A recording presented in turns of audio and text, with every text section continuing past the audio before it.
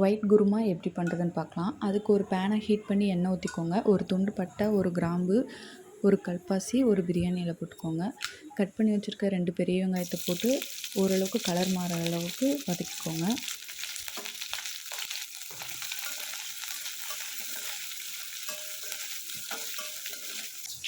இந்த அளவுக்கு colour change ஆனால் போதும். இந்த ஸ்டேஜில் 2 ஸ்பூன் இஞ்சி பூண்டு பேஸ்ட் போட்டுக்கோங்க. இஞ்சி பூண்டு பேஸ்ட்டோட பச்சை வாசம் போகிற அளவுக்கு வதக்கிக்கோங்க.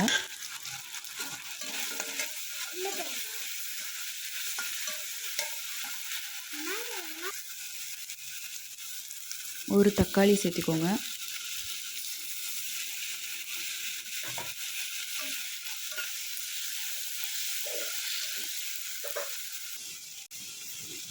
இப்போ வெஜிடபிள் சேர்த்திக்கலாம். உருளைக்கிழங்கு, பீன்ஸ், கேரட் 3 எடுத்திருக்கேன்.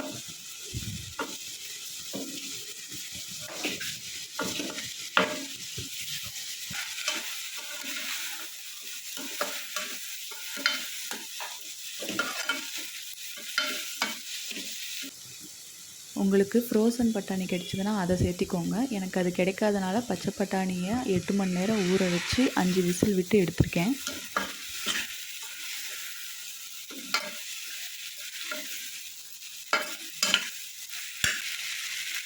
காயெல்லாம் வேகிற அளவுக்கு தண்ணி ஊற்றி மூடி போட்டு வச்சுருங்க.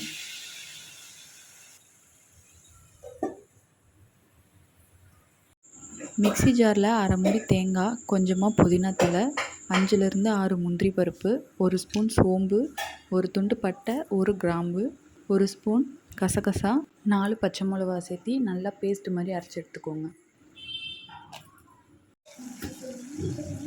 காய் ஓரளவுக்கு வெந்துருச்சு. இப்போ அரைச்சி வச்ச பேஸ்ட்டை சேர்த்திக்கலாம்.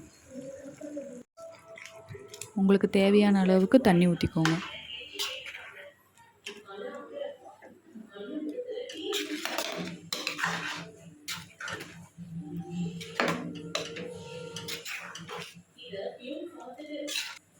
தேவையான அளவுக்கு உப்பு போட்டுக்கோங்க. ஒரு 10 நிமிஷம் நல்லா கொதித்ததும் கொத்தமல்லி தூவி ஆஃப் பண்ணிடலாம். சப்பாத்தி ப்ளஸ் ஒயிட் குருமா பர்ஃபெக்ட் காம்பினேஷனாக இருக்கும். கண்டிப்பாக ட்ரை பண்ணி பாருங்கள்.